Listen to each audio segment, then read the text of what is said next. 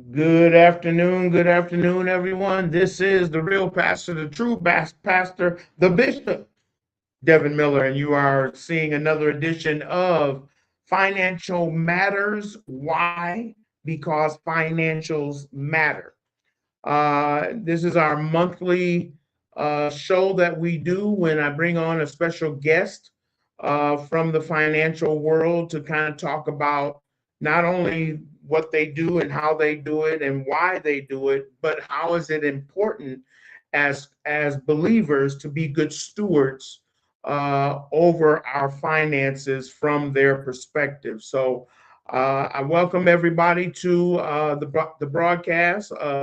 Lady Virgo, God bless you. And Sister Aaron, God bless you. And blessed woman, you already know, God bless you. So I don't even have to say because it's in your name. So it's already there. But again, we're going to have other guests coming in and we welcome everybody. Look, this is just a conversation between me and my guest. No pretense. I'm not trying to get him to be something that he's not. We just going to have a conversation and you get to chime in and listen in. So if you have any questions as we're going along, excuse me, put them in the chat, and we'll be sure to kind of reference them as we go along. Nick was going to be with us for 2 weeks because the first week Nick was in Vegas trying to make money. No, I'm just kidding. He was at a conference, and so we didn't do it the first week. Second week he got strep throat. That's what happens when you go to Vegas. See, you get the strep throat because you was over there. But he's fine now. He's looking good. He's feeling good, and we're gonna bring him on. And for this week and next week, what we usually do in 4, we're gonna do in 2 because we do what we do because it's important to you. So without any further ado, I'm going to bring on and help me welcome Nick. And I'm gonna mess up your name already, so I'm not gonna say it. I'm gonna let you say your last name. Thank you, Bishop. Yeah, my last name's Koenigs, so Nick Koenigs. Koenigs. Okay. Yes, Okay. sir. Well, welcome. Welcome to the show. How you feeling? I'm doing a lot better than last week. Thank you for asking. So, Yes, sir. Yes, sir. We definitely put you atop the prayer list because I definitely wanted to bring you on the show. So we thank God for answered prayer. So like I said before, when we were in the green room, we just gonna have conversation, talk about who you are, and what you do, and more importantly, why you got into it. So I'm gonna let you take the floor from there, and I will ask questions along the way. okay, well, thank you. I'm Nick Koenigs again from Cheyenne, Wyoming. You and I connected through a coworker of mine through a LinkedIn Yep. communication. Right. And again, I'm in Cheyenne, Wyoming. What I do is I'm in the financial services industry, Okay. and I pretty much help families create a roadmap from where they're at to where they want to be financially. Okay. Um, Okay. and we do that by, connecting with people, Sure. Sure. finding out what their goals, dreams, and ambitions are. Okay. And so it's just basically like what you and I are doing right now is having a conversation, getting to know each other, Right. because most people do business with people they know, like, and trust. Sure. Um, Sure. and Okay. So how did you get into it? What drew you to this market? Well, that's a long story. It it revolves around wanting to be financially educated. Okay. Okay. When that's a financial illiteracy is a huge problem in our country right now. Yes. Um, and I was raised by a father who said, use your godly gifts to Mm, help people. okay. Unfortunately, I was not gifted with any kind of manual labor skills, or at Right. least I learned at a very young age what I didn't want to do for the rest of my life. Right. Right. Um, but what I did was when I joined the Navy, Mm, and this is, looking back on it over the last week, this is where I really learned up front about financial literacy okay. because I was tasked with doing payroll in the Navy. Mm. Okay. And you learn really quick that E1 to E5, um, guys would get paid on Friday and be broke on Monday, Yep. because we all knew how to make that dollar. My dad taught me a very strong work ethic. What he didn't teach me is what to do with that dollar once I Once you made it. got it. Yeah, Yep. and in the Navy, they didn't have financial education. As Correct. long as you were getting the job done, the only time the Navy got involved on my end is when we got a notice that the shipmate had bad checks. Mm. So it was a little too late by then. Right. And I was in the same boat as them because payroll, we learned why they were entitled to the money and how to get them paid. Hmm. Nobody taught us what to do with that money when we got it when we made Right. it. So Right. everybody was in the same boat. And the one thing I've realized about being in the Navy, it didn't matter if you were a farm kid from Wisconsin, if you're Yep. an inner city kid from Philadelphia, or a surfer out in California. We Yeah. all have financial illiteracy. Yep. And it Yep. doesn't matter what kind of home background you came from. Right. I came from, my dad was very successful, but growing up, it was disrespectful if you shared what your mortgage was or how much you made every year. Okay. Okay. So when I left for the Navy, I was lucky enough to know how to balance a checkbook. Mm. And I really didn't know how financially savvy my parents were until they passed away. Okay. And Okay. a lot of people are like that. And Yeah. in my, I learned a long time ago. It's okay to do the best you can with the knowledge you have until Hmm. you know better. Yep. So Yep. my mission is to educate as many families in our country on the importance of financial literacy, not only the work ethic, but what to do Right. with that money and how to protect it along the way Sure. too. Sure. Okay. Okay. So with that background, and thank you so much for sharing. What are some of the well, first of all, let me ask you, how long have you been in the financial literacy business? I've been in financial services for I'm going on 4 years. Okay. I've Okay. been in the insurance field for about 10 years, Oh, okay. um, but I also learned real quick if you're not on the right team and if you're not doing it for the right reasons, all you're doing is taking orders, saying, "Hey, Mm. do you want insurance? Well, would you like some?" Not knowing what their need is, not knowing Right. that because when I started, I was just captive, which Okay. which means I could only provide the services that company offered. Okay. When I stepped into this role, I became what's called a broker, which Okay. means I can be more client faced and Right. find out what their goals, their dreams, um, their health, their budget. And Hmm. then now I have access to multiple carriers, and I can go out to those carriers and bring back a vehicle that's going to work best to get them to where their goals and dreams are. Okay. Okay. Would you say, in your experience with growing up in a, kind of a not, I don't want to say financial savvy, but there was conversation about finances and being responsible, good stewards. Would you say that that came from a good, just basic work ethic, or was there some faith behind it as far as There was a lot how of you faith. looked at money? A lot of faith because my parents taught us your your first 10% goes to the Okay, church. So okay, tithing was huge in my family, and gotcha. and my parents. That's the one thing they did teach us because they never wavered on whether they made $200 a week or $2,000 a week. 10% was going to the church and to, Okay, to help the needy. sure. And Okay, then okay. then my dad also taught me even if you didn't have money doesn't mean you can't contribute. So when we Mm. couldn't contribute monetary, we contributed time and effort. Gotcha, gotcha. Okay, okay. Because I find that those who are somewhat, and let me say, before I continue. Susanna Davis said hello. Oh, hello, Susanna. She's the one that um, actually connected us. okay, So, okay, yeah. great. But what I find is those who have some sort of foundation in being good stewards do well because they have that foundation versus someone who doesn't. So in your work, and as long as you've been in it, what has been some of the challenges of getting people to understand that it's important to be financially literate? Well, it's important because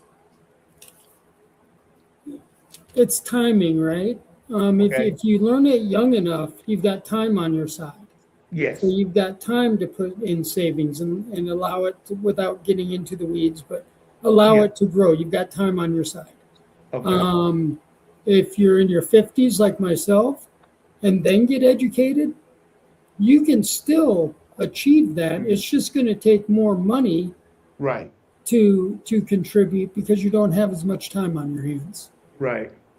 And yeah, and it's all about education, and that's another thing.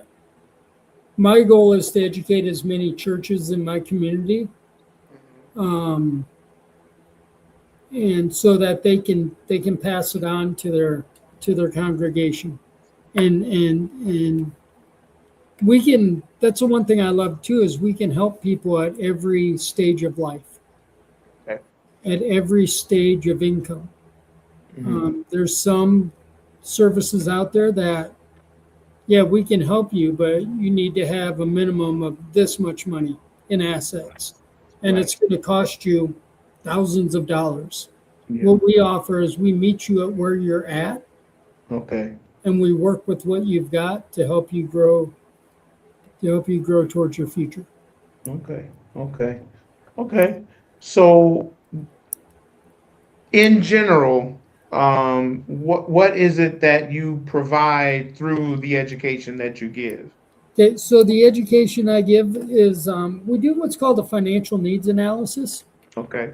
And what that does is it goes over 5 topics. We start with your goals and dreams because it's kind of like you need a starting point, right? It's like Right. I've never been to where you live. So if I were to put in GPS your location, but didn't have a starting point, it could show me where it's on the map, but it couldn't show me how to get there. So the Right. financial needs analysis goes over goals and dreams. Okay. It goes over your current cash flow, money coming in and money going out on a daily basis. It goes over your total debt. Then it goes over your assets, your liquid assets, and then your current protection as far as insurance protection. Right. And then our software comes back, we call it return a report, and Mhm. it allows us to go out to the carriers and find the best suitable financial tool that's going to help you at where you're at and get you to where you want to be. Okay. Okay. And do you find that, when you come to a first time client, are they, where are they on the spectrum? I guess I would say, are they, or does it just particularly vary by person? It varies by person, by family. But Okay. the most rewarding part of my job is that, let's say we sit down with a family and let's say Mhm. their debt is they're just swimming in debt. Yeah. Yeah. We can help create a roadmap to get out of that debt. Okay. But it's one of those things where you can lead a horse to water, you just can't But you make them can't make drink, them right? drink. Right. So then we follow up with them, whether it's 3 months from now, 6 months, a year from now. And Hmm. the most rewarding scenario that I've had so far is Hmm. that when you go back a year from now and that family they've implemented the strategy Hmm. that you've suggested, and now they're in a place where they can move forward. Okay. And they're a little bit more out of debt, or Hmm. they've cleared off taken care of a car payment, or Yeah. and that's the most rewarding thing is that because it's proof of concept. Yes. Yes. I mean, so what we do is we do a education, a 15-minute, 30,000-foot overview. Sure. And then that financial needs analysis. Hmm. So the overview is where you teach the knowledge. Right. And then the financial needs analysis is when we put it into application. Okay. And Okay. then yeah, we meet everybody at wherever they're at. I've been blessed to help families that make $35,000 a year. I've been blessed to help a family that makes $200,000 a year. Hmm. It's that's the one thing I love is that there's no pre-requirement except for the urge to learn. Sure. Sure. Okay. Okay. And so, and again, we're doing the 30,000 right now. So, what have you seen as kind of a trend in the financial arena? And I say that with this in mind. We've been doing this show probably a little over a year. And I started doing it because a guy came to me, and as pastors, they think we have just thousands of people at our disposal. And, you're an influencer and all this. And, I've heard all the smoke, for the last 37 years. And I'm like, look, I'm online. I don't have a building. I don't have bricks and mortar. I don't have people except those that subscribe to my channel. So then they're like, so I end up educating them because they're like, the virtual church. Oh, wait, we've never heard anything like that before. So it reverses, right? So this guy came, he had a product, and I said, look, I'm a connector. I'm the type of person that brings people together. I don't have time to get into everything that comes my way. And I said, but the other side of it is we tend to always push the product. We always tend to push the money. We always tend to push how you can benefit, but we don't educate Right. on how to use it, how to be good stewards, how to manage your money and things of that nature. So I told him, I said, look, let me put a podcast together. You come on and we're just going to talk about it. That's what started Financial Matters. Okay. Um, but when we came into 2026 and I started talking with people and inviting them to the show, my trend has been I've had a lot of insurance people, but what I've learned, and then I ended up going and getting my license myself, but for another reason, because I'm not an agent. I am not getting out there to do this thing. I said I do enough of trying to get people to come to God through Jesus Christ. I don't need to sell you an insurance policy too. So I'm worried more about your spiritual health than I am your financial health. So anyway, but I've interviewed and I've talked with a lot of financial analysts that use insurance as a vehicle, but my question is that the trend of changing the face of insurance and not looking at it as what I've learned or started thinking as a death thing?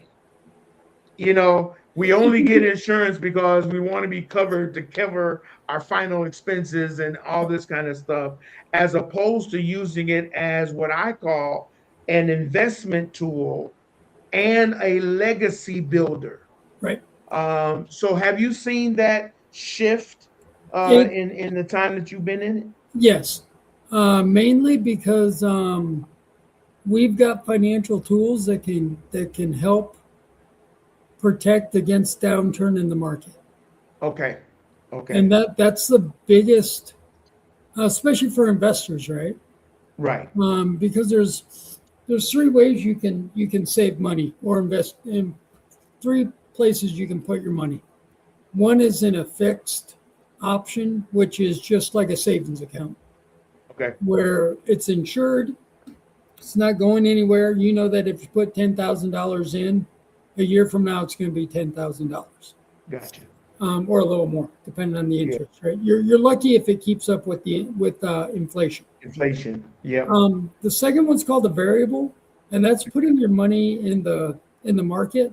And for a Okay. lack of better phrase, just putting it in and letting it ride, right? You know that because when it comes to the market, it's not timing of the market, it's time in the market.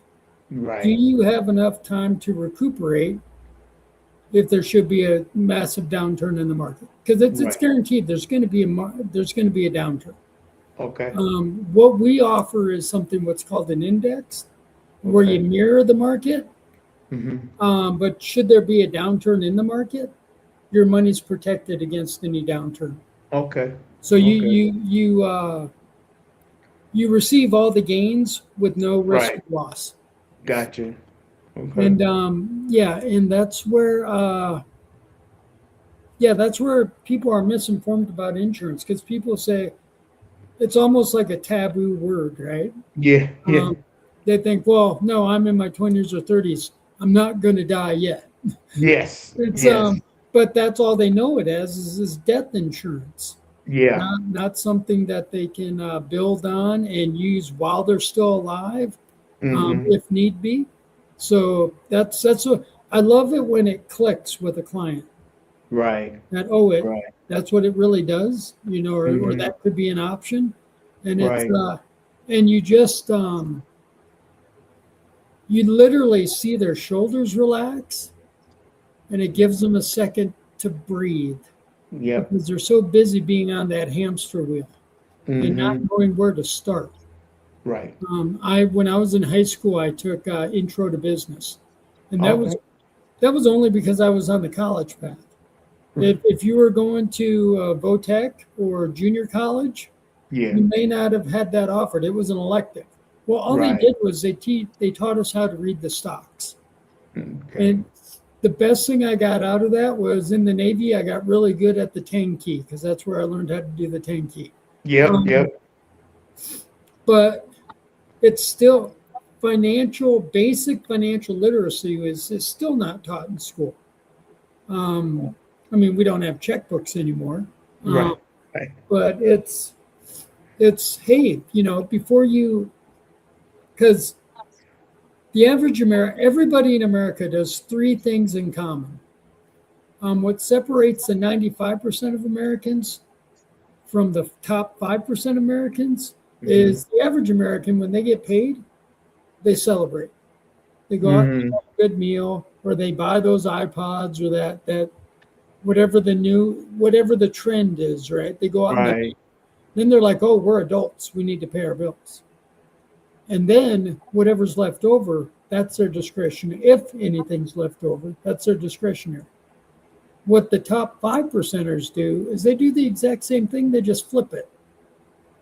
So that the first thing they do is they pay themselves. They've got a percentage that they pay themselves, they put towards savings or wherever they're putting it. Then Yeah. they pay their bills. And Okay. then whatever's left over is truly 100% discretionary, and it's Okay. guilt free. I can't tell you how many times in my learning curve on life where I'd go Hmm. out and celebrate, and then the next morning I'd be like, oh man, we could have put an extra $100 on the car payment, or Yeah. and so that's where our education comes in. We let's not change your spending habits. Let's reprioritize your spending habits. Right. Yeah. And one things I tell people, uh, because we have in my counseling business and coaching business, we have a financial conversation, especially with premarital. Because as you're getting married, you're blending everything or not. But when I talk about finances, we talk about um, how how to get the most out of your job. Make sure if they have a 401, or if you work in the school district and they have a 403b, that you invest in it enough for you to be vested Yeah, if the job requires, you right. like your job. Now, if you don't like your job, I said get a private ROA, I mean Roth, so that you can transfer your 401 to your private one without losing any money. Right. But then the third thing I talk about is um, investments, but investments where you are comfortable leaving the money where it is and not putting, a stipulation on it. Because, like you said, it's the length of time. Right. And I always tell young couples, you have expendable income, and you don't want to get into the habit of, buying the bells and whistles and all this kind of stuff. You want a vision for your financial future, Right. and I would tell them, and that's where I stop. It's like, if you want more information, I got a list of people I can send you to that, that know more than me. Um, but then I over the overarching theme I always give is to make sure you give your money purpose. Right. Do not just make money to make money. You Right. know, Suzanne said that timing is everything, and she also said the $1 million baby is valuable info to learn for your kids and grandkids. So I think that's a book, the $1 million baby. Um, but the point is, start early, Right. and when you start early, even for kids, it's teaching them the value of the allowance, not making the allowance, Right.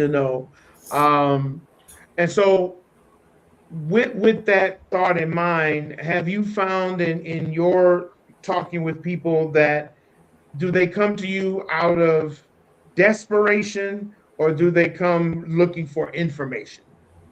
It's usually my mentor, Dan Eisen. He says we do what we do. It's either out of desperation or inspiration. Okay, okay, And unfortunately, you know what? I work a lot on referrals, but okay, the people I meet just on a daily, yeah, um, it's just getting to know them. And quite honestly, they don't know if they're in desperation. They're just doing okay, the best they can with what they have. right, right, They're frustrated. Some yeah, of them are really frustrated because they can't see the light at the end of the tunnel. right, Um, but I want to go back to what you said about the premarital counseling.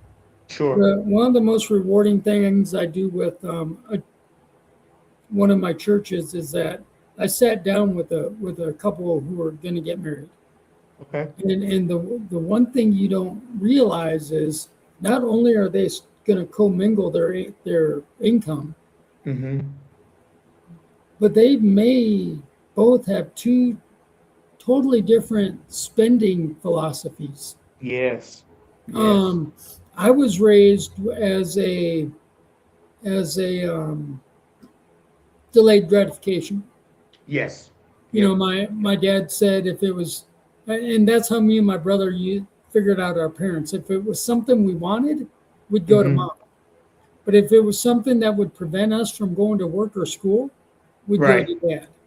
okay, okay, So, but and that's the thing. It's spending philosophies, right? Well, yeah, one spouse could be like, well, we can't take it with us, mm-hmm, and we might as well spend it while we have it.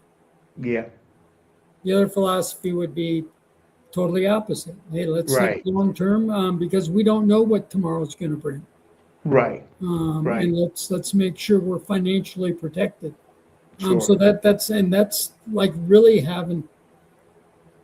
I've had a conversation one time where the couple literally got into an argument with each other, mm, and so it's such a sensitive topic that yeah, nobody wants to talk about it, but right, it's so needed to have a conversation about it.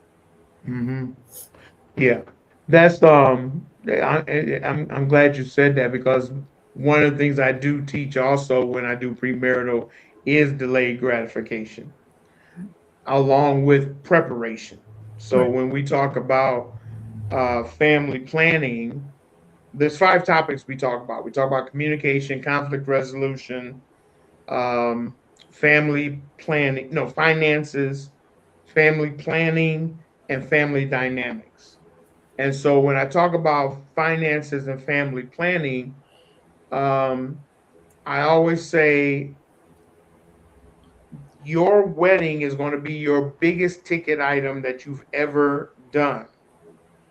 But if you notice how you go about it, you're very purposeful. You pay off the florist, you pay off the the wedding planner, you pay off the venue, you pay off the officiant. If it's a destination wedding, you're paying monthly on making sure that happens. I said, if you can take that concept and apply it to your daily life, you will see more money coming in than you see going out, because you're already in that pattern Right. of delayed gratification. You just didn't, nobody ever told you that, and so it's, if you're put and the same thing I talk about with credit card debt, when I talk about premarital in finances, get a handle on your debt by purposeful, purposefully paying off your credit cards and then recycling the money. Right. So once you pay the one credit card off, take that same money and put it towards another, and then and another, and then learn to eliminate. Yep. If you've got a large balance card, that one is for travel, or someplace you really want to go, and it's got a big limit on it, so you don't have to take cash. You get another card, because I believe in the 3 card rule. Um, the second card is for emergencies. That card that you use if something goes wrong with the house, somebody, maintenance and things like that. It doesn't have as large as a fine balance as the big card, because you want to, that's the card you save to, enjoy your vacation, or, enjoy a trip that you've always wanted. Your middle card is the one for emergencies on your car, on your house, on your, kids, medical, whatever. Right. But then the first card is your debit card. That's the card that you use daily, but that's the card you manage the most, Yep. because it gets into your spending, your daily spending. So, am I spending? And it's a monthly thing. I usually recommend either monthly or quarterly. When you get that statement, look at the statement. Don't just put it in a file on your Right. computer. Look Right. at the statement and say, okay, how did I spend this month? Do I tend to spend more in the summer? Excuse me, the summer than I do in the fall or in the winter. And what that does is it gauges you to be mindful of your money instead of your money making you go crazy. Right. You know. Um, so if you I tell people, if you can't do, like you were saying, the savings, the investments, and all of that on a large scale, start small by doing an envelope system. Yep. I tell people, make your money have purpose. So you have if you're going on vacation, your vacation is going to be, this is July, you want to plan a big deal for September, October, you start now and put 10, 15, $20 in an envelope called vacation. Right. And it's amazing how when you get into that rhythm, it becomes a part of you. Yeah, you're already spending the money anyway, Right. so you're in the rhythm. But what we teach our clients, and I love everything you just said. What we teach people on a very basic level, like if they're Hmm. just if it's a young couple just starting out, Right. when it comes to the budget, don't be reactive, be proactive. There So you go. we're talking, we do it as simple as we divide a sheet up in 3 columns.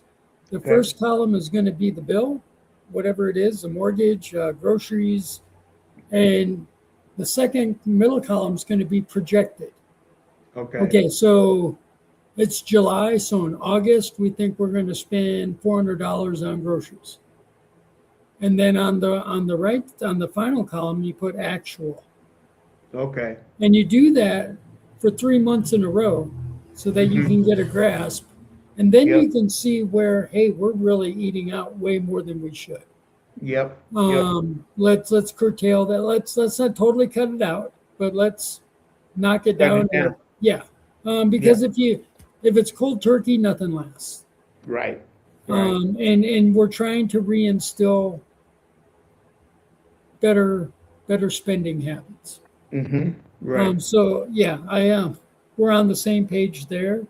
Sure. Um, but it really is. It's a proactive, and I tell people, hope is not a strategy, but it's a starting point. Right. And like if they want to go on vacation, find out exactly how much that vacation is going to cost. Yes. That way, if you want to go a year from now, you know, sorry, You good. that cold's still kind of lingering. Hang Um, on. It's hanging on. that way, you know how much you can put aside, but also know that you can afford to put that aside. Right. Because maybe Right. maybe a trip to the Bahamas may not just cut it this year, but it might the following year.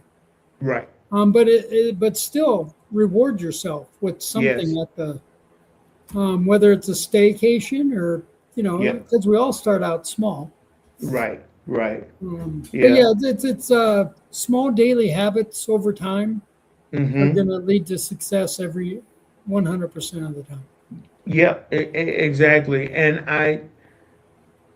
the last kind of part I want to talk about is, you know, in what you've seen is the transition from what they're doing to what they need to do. Is that also predicated on the people, or does your services provide that, like you said, that roadmap, but it also takes into account the people, because everybody don't know how to save money, Right. Well, you know. that's where the financial needs analysis comes in, Okay, and that's okay, where the follow ups come in. gotcha, Because gotcha. we tell people, we're not just here to sell you a widget and say have fun Yes, with your widget. yes, Um, we're here if you do it right and you build that relationship, then you're yes. along for the ride with them Okay, to guide them. We're not lifeboats. We're lighthouses. gotcha. Okay, okay, okay. Yeah, I was on the vacation side. I always use the example of me and my wife. We my god sister was going to get married. She wanted me to do the wedding, but she was getting married in Puerto Rico. And so she told me, like, in November of the November prior to her wedding in July, she just celebrated her anniversary. She said, "I'm giving you from November to June to get your money together." And I said to her, I said, "Well, you do know that traditionally the wedding party pays for the officiant to be there." And she's like, "Yeah, but you're my brother, so you're not getting off that easy. So raise your own money and make sure you're there." So I said, like, "Okay, sis." Um, so started in November, and this is kind of where the envelope system came from, is that I had an envelope for the hotel. I had I knew the price of the hotel, I mean the resort where we were going. I knew that price. I knew the airfare tickets price, and I knew the um spending money, how much we wanted to spend, because it was 3 days. It was all inclusive, but we wanted to make sure we had money in the pocket, and for incidentals and things like that. So every pay period, and for me, it was like every client payment, from business, I put a 20 in or a 10 in. And we didn't go out to eat as much because we knew where we were going. Well, about May, yeah, it was May of the year she was getting married. She changed her mind. Because Puerto Rico had just gone through the hurricane. And so they weren't up to speed on some things. They thought they were, but you can't predict what you're going to do with a hurricane aftermath. So she ended up canceling the resort, and she was going to do it at home because she has a nice size house. Well, she lives in New Orleans. And I was like, I don't know why I told her in November, I don't know why you want to go to Puerto Rico anyway. You living in the Right. party capital of the world. Why would you leave? And she said to me, excuse me, after she canceled, she's like, Devin, I should have listened to you in the first place. I told you, but you Right. didn't want to listen. So, because she's like 1 year older than me, but I've always been her big brother. Right. Right. So So anyway, because I had started that process, we had more money than we necessarily needed because we live in Texas. It's an 8 hour drive versus a flight, so we had and and the resort was a certain amount, but we were able to stay in a 5-star hotel There you go. in New Orleans, right? And I tell people the concept is start early, you know, because you never know what we didn't plan for them not to be able to do what they did, but we were already prepared for the big ticket items. So when we fall back, we have more than enough, You're good being and good be in the stewards. that's it. That's my whole point. Is that what we try to teach in everybody that I bring on is how to be good stewards of the resources that God gives you. Whether you work at McDonald's or you work for a Fortune 500 company, it doesn't matter for the believer. Now, if there's somebody watching that's not a believer, come to my podcast on Tuesday night, and we'll get you to be a believer. But anyway, but for this, you know, especially now with the economy the way it is, gas prices going up, food prices going up. It's like you've got to manage what the money is. You can't you got to be flexible. You can't spend like you did in 2020, 2021. You can't do that in 2026 with the way the market is going. Right? And so it's a mind shift as much as it is a steward management shift.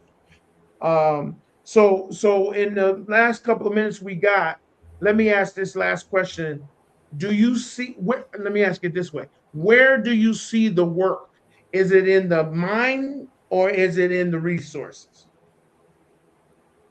I think it's both. Okay. Because you know it's it's hard to reprogram something that you've been doing something the same way for years. Right, We right. all didn't get this way overnight. Yes. We didn't get these mindsets. My dad used to tell me he grew up very poor as a farm kid in Wisconsin. Okay. Um, Good place to grow up though. yeah, Great yeah, place. yeah. I'm And from Wisconsin, so I'm oh, biased. cool. Where at? Milwaukee. Oh, okay. My dad's from Fond du Lac area. Yeah, right on. And I was born in Madison, so I'm a cheesehead by birth. Okay. Yep. Gotcha. Um, I'll but tell he you. said, I'll close out with a story about Madison. I'll tell you a story okay, about Madison. okay. He said I was dirt poor in Wisconsin, and but then there's dirt poor kids in Green Bay. You're Mhm. all dirt poor, but they're two totally different mindsets. Yes. He said because inner city kids, Yeah. and this is very generalized. Sure. It's learned behavior.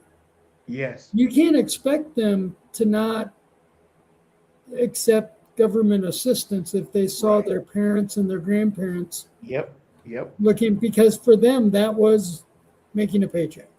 That's it. Inner city kids, or not inner city kids, farming kids, it was a Hmm. different kind of poor because you just knew, because especially my dad and the surrounding neighborhoods, Yeah. you just knew at 14 you were going to live somewhere else so that you could make money on the neighbor's farm to send Yeah. that money home. Back. Okay. And so it's totally different mindsets, right? Sure. Two very, very, one's not least important or less off than the other. Right. You just don't know what you don't know. Right. Right. And my goal is to break generational curses. Okay. Okay. Again, like I said, it's okay to do the best with the knowledge that you have until Right. you know better, because then it's a Gee. choice. Yes. Yes. And more so, I would say, is not so much a choice as it is a decision. Yeah, yeah, Because that's valid. that to me that solidifies, because if you leave it a choice, that means I have an alternative. Right, But if you say I make a decision, that means I'm going this way. I've done all the research, I've done the right. homework, and this is the best way for me to go for where, like you were saying, for where I want to get to. this is the best path to do so.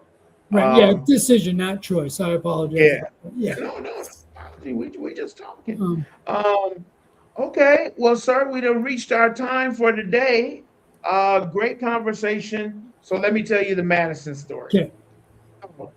And this is for everybody. It's not on well, it is kind of on finances.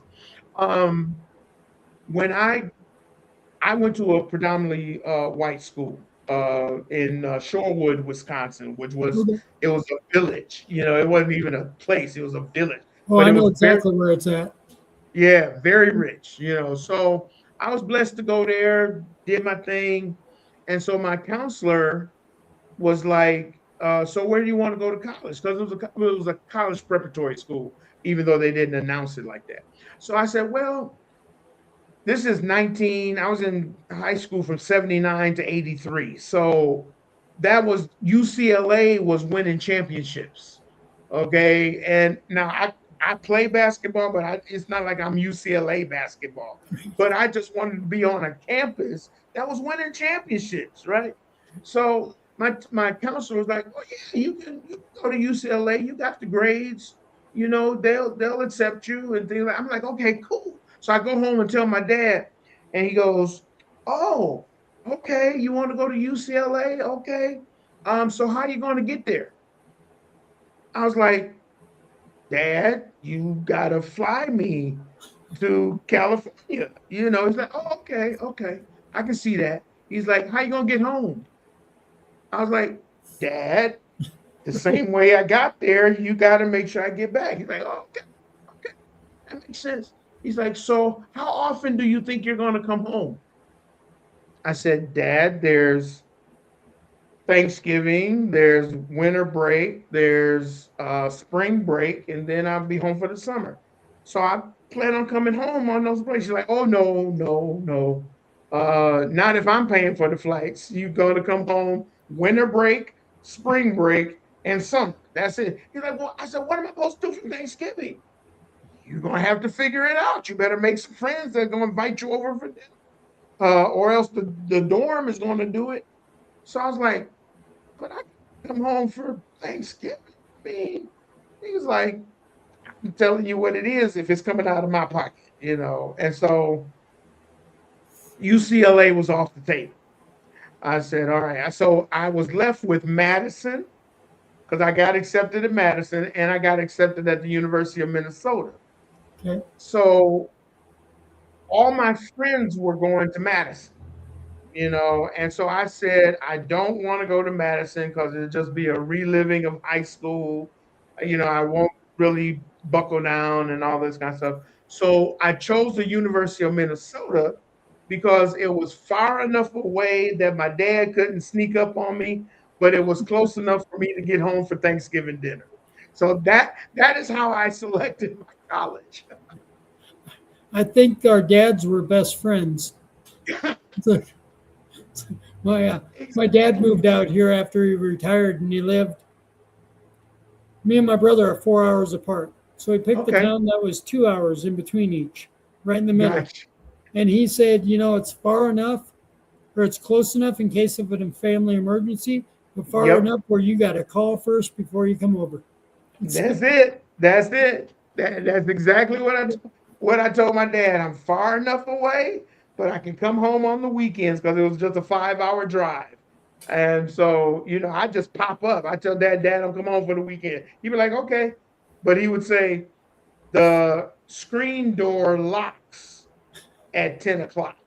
Yep. You know? Well, And so I'll be like, "Okay, why are you telling me this?" He's like, "You can do whatever you want, hang out with your friends or whatever, but I'm letting you know this house shuts down at 10 o'clock." So, those nuggets, man, become priceless. Because it was a financial conversation yep. without it being talking money. Yep. And that's how he would do it. He'd be like, "You sure you sure you can afford that?" I'd be like, "Why are you asking questions?" Yeah, yeah. It got Not to not make you are you think. sure I can afford that, but are you sure you can afford that? Yeah. Right. Right. Exactly. Exactly. Well, sir, Nick, thank you so much for the first start. I think we got off to a great one. Now, next week, folks, we're going to get into the nuts and bolts. We kind of touched on it a little bit, but we're going to walk through his presentation so that you really understand. So he's going to do a slide presentation and all of that good stuff. So you don't want to miss what we've already started. So again, my thanks to you, Nick, and we will see you next week, Yeah, same time, 4:30 Central Time, and we'll just continue the conversation. All right? sounds good, Bishop Miller. It's been a pleasure. Thank you for having me on. Yes, sir. We'll see you next week. Okay, have a blessed day. Yes, sir. You too. All right, folks. That was Nick, and I'm going to butcher his name again. I know it's, but Koenigs. I hope I said it right. But he'll correct me next week. But understand, we just want you to have the information so that you can be good stewards. Um, and part of that is relationships. I bring these people on from all different areas, arenas of the financial industry, so that you have people that you can refer to. You can go back to our broadcast on Clear Faith Christian Ministries channel, and you can go back and look at some of these videos. It may not be the person, but at least you know the information, so that in your neck of the woods, you can find that person that really knows what they're doing, not just because they want to get you to sell, to buy a product, but they care about you, and they care about where you're going in your on your financial journey. So that's why we do this. So we'll be bringing Nick back next week. He even brought some guests. There were some people he he invited, so he grew our channel. But I know I think he's still on. Nick, Lady Virgo, which is one of our faithful members, said it was a great financial segment. So she enjoyed it, and I think who else was on here? Susanna was here, Aaron was here, and Lady Virgo was here. So we were primarily on the East Coast. Aaron is from Philly, and Lady Virgo is from Jersey, New Jersey. So we were primarily on the East Coast, but that's good. That's great. We appreciate it. And Susanna says she'll be back next week. That'll be wonderful. Bring a friend and tell one more. Tell your enemies because they probably need it more than your friends do. But I digress. Um, Tonight we'll be on at 8:30 Central Time. If you are looking for a great Bible study, please come and join us. Tonight we are in the book of Acts. We're studying the book of Acts. Um, oh, okay, yeah. I was wondering. Her name went up on the chat, so yeah, blessed woman. Thank you for being here as well. She is. Where did she tell me she's from? I want to say somewhere here in the southern region is where she's from. So we were on the east and the southern region tonight or today, but our broadcast goes all over the place. So I'm sure people will pick it up where they are when they need it, and that's why we do it this way so that we create it in the library. And we have many. We've been on here 7 months now, and we've had people almost every month, and we're booked all the way through till December. So God is blessing this channel as well as He's blessing our a candid conversation with Pastor Devin Miller. So we're doing God's work, and God blesses God's work, and we appreciate that. So we're going to get out your way. I'm going to go get me some dinner so I can get ready to do what I got to do later on tonight. Hope that you will join us. And please tell a friend because we are trying to grow based on the knowledge, not only in financial area, but of course in the knowledge of the word. And so please join us at 8:30 Central Time if you can. Until then, may God's richest and greatest blessings be yours. Peace.